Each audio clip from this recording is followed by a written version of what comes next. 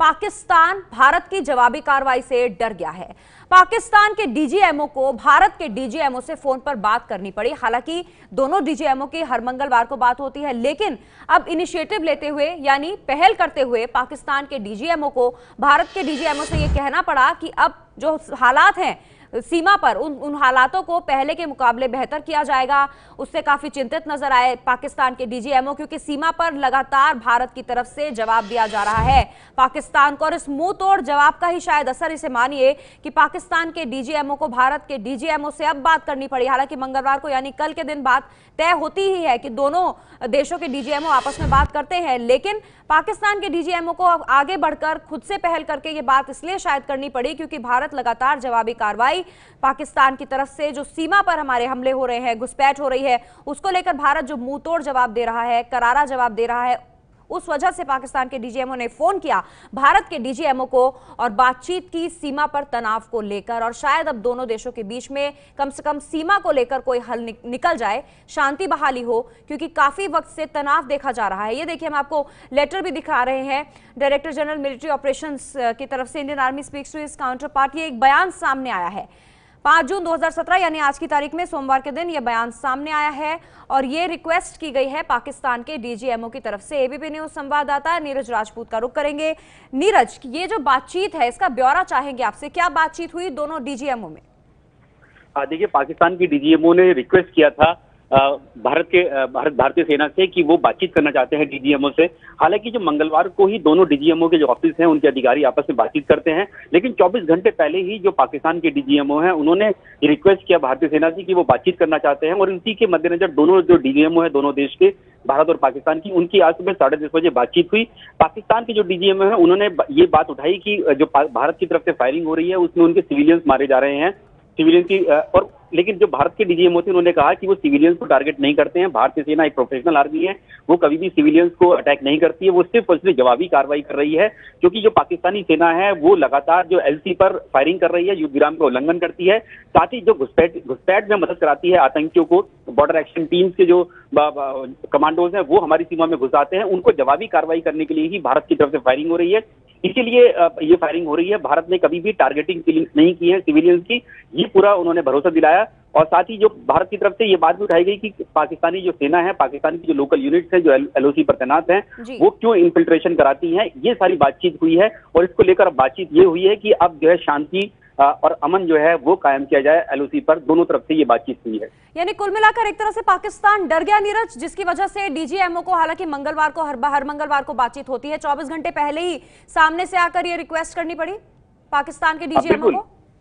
बिल्कुल पल्लवी, आपने बिल्कुल ठीक कहा। जिस तरह से भारत ने मुंहतोड़ जवाब दिया है, जिस तरह से जो पाकिस्तानी के सैनिक भी मारे गए हैं, हालांकि पाकिस्तान ने कभी भी इस बात का खुलासा नहीं किया कि उसके सैनिक मारे गए हैं, लेकिन हमें जो जानकारी मिली है उनके सैनिक भी मारे गए हैं, सिविलियंस भी हताहत हुए हैं, क्योंकि सिविलियंस काफी करीब रहते हैं उनकी चौकियों के पास, उसमें ही हताहत हुए हैं। लेकिन कोई जानबूझकर फायरिंग नहीं की गई है सिविलियंस के ऊपर, भारत ने साफ कर दिया। और भारतीय सेना ने भी कहा है कि वो कभी भी सिविलियंस पर टारगेट नहीं करती है, वो सिर्फ और सिर्फ जो पाकिस्तान की जो सैनिक है, जो पोस्ट है, जैसे हमने देखा था कुछ दिन पहले जो 24 सेकंड का वीडियो आया था, उनकी पोस्ट को जो तबाह किया गया था सिर्फ वो किया है, सिविलियंस पर कोई फायरिंग नहीं की है।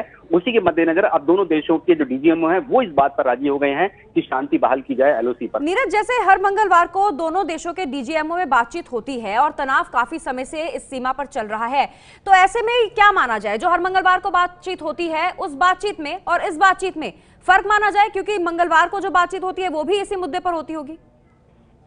बिल्कुल पल्लवी, आपने ठीक कहा कि दोनों देशों के जो डीजीएमओ हैं, लेकिन जो डीजीएमओ है, director general of military operation, है, जरूरी नहीं कि वो हर मंगलवार को बात करें। उनके जो निचले स्तर के अधिकारी होते हैं, एडीजीएमओ या फिर डायरेक्टर जो ऑपरेशंस जो होते हैं मिलिट्री ऑपरेशन दोनों देशों के, वो आपस में बातचीत कर लेते हैं।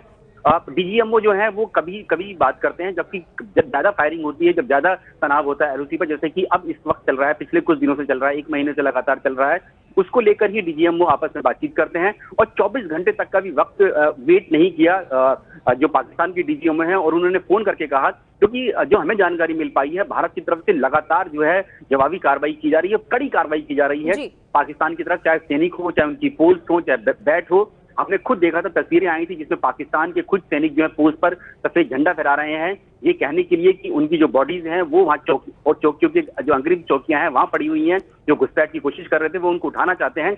उसी के मद्देनजर ये डीजीएमओ ने फोन किया भारतीय सेना को और टाइम मांगा और उसके बाद सुबह 10:30 बजे दोनों डीजीएमओ में आपस में बातचीत की। बहुत बहुत शुक्रिया आपका नीरज इस सारी जानकारी के लिए। तो पाकिस्तान के डीजीएमओ ने भारत के डीजीएमओ से बात करके शांति बहाली का आग्रह जरूर किया है, लेकिन पाकिस्तान हरकतों से अपनी बाज नहीं आ रहा, क्योंकि आज ही बांदीपोरा में सीआरपीएफ के कैंप पर हमला किया गया है और 4 फिदाइन पहुंचे थे, 4 आतंकवादी पहुंचे थे जिनको सीआरपीएफ ने मार गिराया। तो सीआरपीएफ के जवानों ने तो अपनी तरफ से बेहतर कार्रवाई की, लेकिन पाकिस्तान के डीजीएमओ आकर भारत के डीजीएमओ से शांति बहाली की मांग करते हैं, आग्रह करते हैं।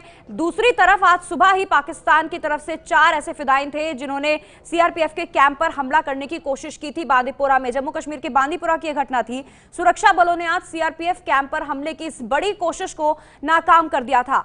आज तड़के आतंकियों ने करीब 3 से 3:30 बजे के बीच में कैंप पर हमले की कोशिश की थी। जबरदस्त मुठभेड़ के बाद 4 फिदाइन हमलावर मारे गए।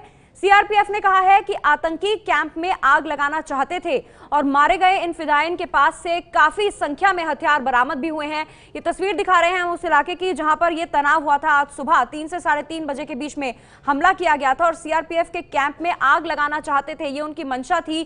फिदाइन हमलावर थे ये, और भी ज्यादा चिंता की बात थी, लेकिन सीआरपीएफ के जवानों ने इनकी कोशिश को नाकाम कर दिया और इन 4 आतंकवादियों को मार गिराया। यह आज सुबह की घटना के बारे में हम आपको बता रहे हैं।